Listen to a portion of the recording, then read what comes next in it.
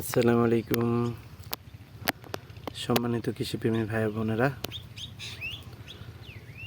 তো এখন প্রচণ্ড কুয়াশা, এগুলো হচ্ছে ক্যাপসিকাম, ওই সাইডে মরিচ।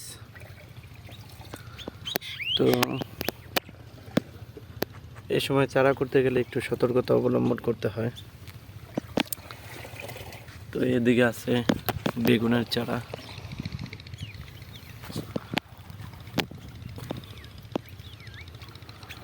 তো অনেকগুলো বেগুনের চারা করা হয়েছে।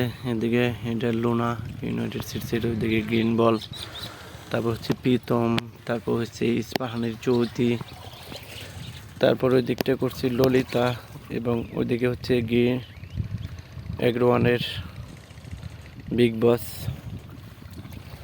তো আজকে যে পরিচর্যাটা করবো সেটা হচ্ছে, এটা হচ্ছে ক্যাব্রিও টপ। তো এটা 2 গ্রাম করে দেব পার লিটারে।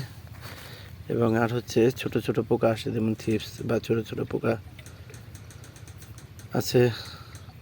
তো এটা হচ্ছে গেন ইমিডাক্লোপিড।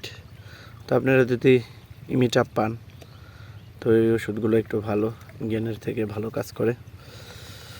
তো এটা দেবো হচ্ছে 1/2 মিলি করে। তো অবশ্যই কুয়াশার ভিতর দেবেন না, একটু রোদ উঠলে গাছগুলো শুকানো অবস্থায় দিবেন এই জিনিসগুলা। তো এটা এই সময় অনেক সময় মরিচের গুঁড়া পচা রোগ হয়, তো এই জন্য হচ্ছে এই ক্যাব্রিও টপটা দেওয়া। তো আগে থেকেই সতর্ক থাকা ভালো। তারপর হচ্ছে 2-1টা পাতায় দেখা যায় যে পোকার আক্রমণ আছে, যেমন এই যে এই পাতাটা সামান্য একটু খেয়ে ফেলছে।